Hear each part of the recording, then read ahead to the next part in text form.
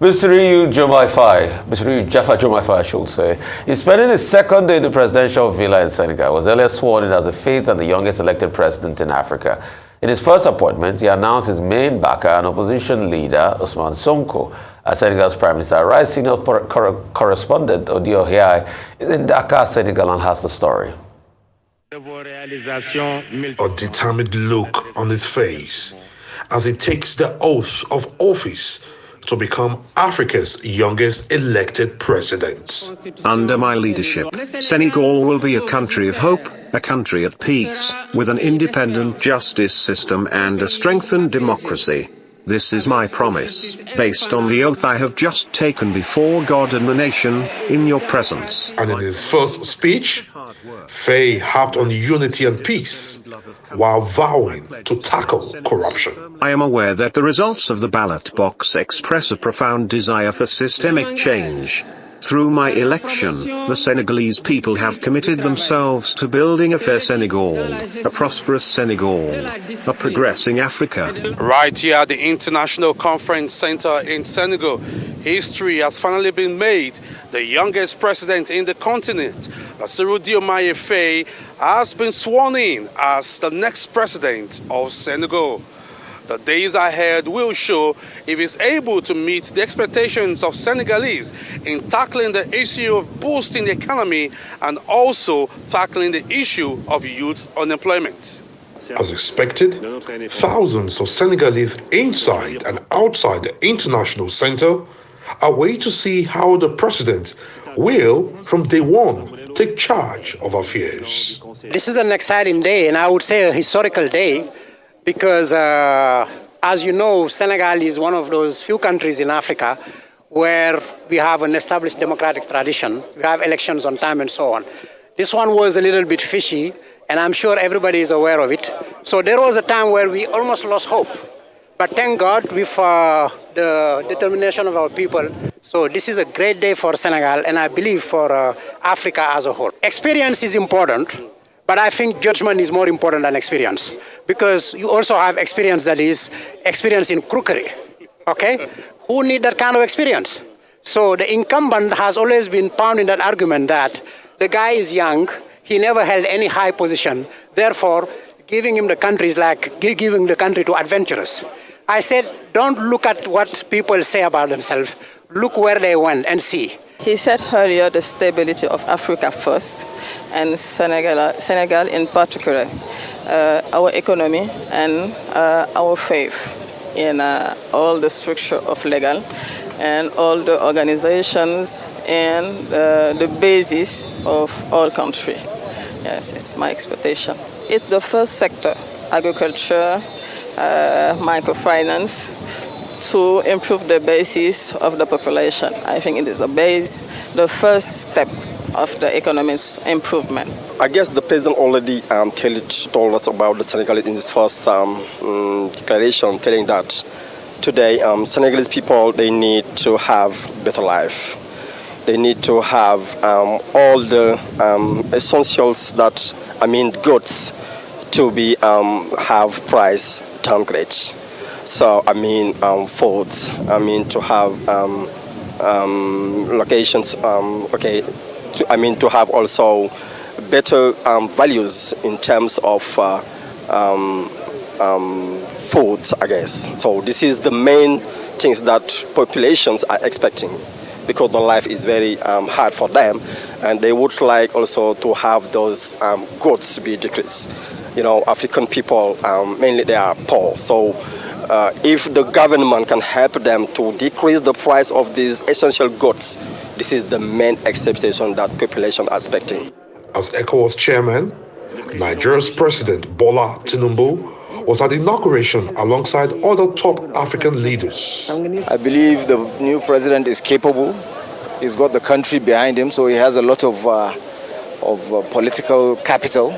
He's got a very strong mandate. It's a youthful population, and we pray that he will set a very good example. And of course, President Bola Ahmed Tinubu is fully there to support him as chairman of the ECOWAS heads of state and government. So ECOWAS is also fully behind him. Nigeria is fully behind him, and we're happy. With the ceremony over, Diomaye Faye steps outside for his fourth presidential honor as the Commander-in-Chief.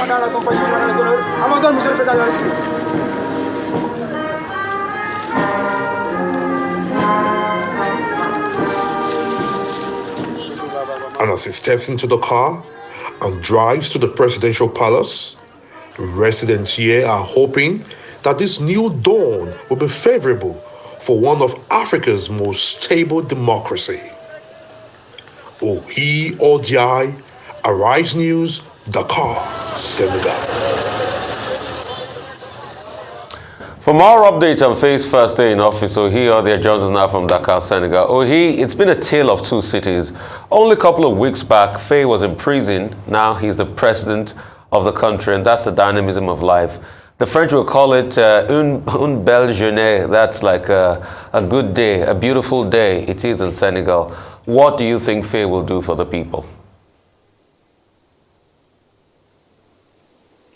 They're expecting a lot, and they hope he's able to meet up with all the expectations. Like you said, it's been quite a fairy tale for Faye. It's a very cool, calm, and serene morning here in Dakar, Senegal. I'm in a place called Hancock. You can see bordered by the Atlantic Ocean and high-rise buildings. And as the cool, calm situation prevails, they're expecting a lot from the President Faye, who is spending his second day at the presidential palace, the White House, with two of his wives. Quite interesting. Now, let's come back to the main business of the day. Babacar Ndiaye is a senior analyst with the Timbuktu Institute for Peace Studies in Dakar, the leading think tank in Dakar, in Senegal. And we'll be discussing as Faye takes charge of proceedings here in Senegal. What do we expect, Babacar, as he takes charge of the presidency? Already he has named Sonko as his prime minister. What policies do we expect from him? Well, depending on the platform which they used to struggle and bring down Sall's regime, they promised a lot. They promised, the key word in the rhetoric is rupture, breaking, and overall change of the system. We would like to see what it would mean in terms of policy, but the challenges are the same. Whether Sall, Faye, or anyone else, the challenges in Africa are the same.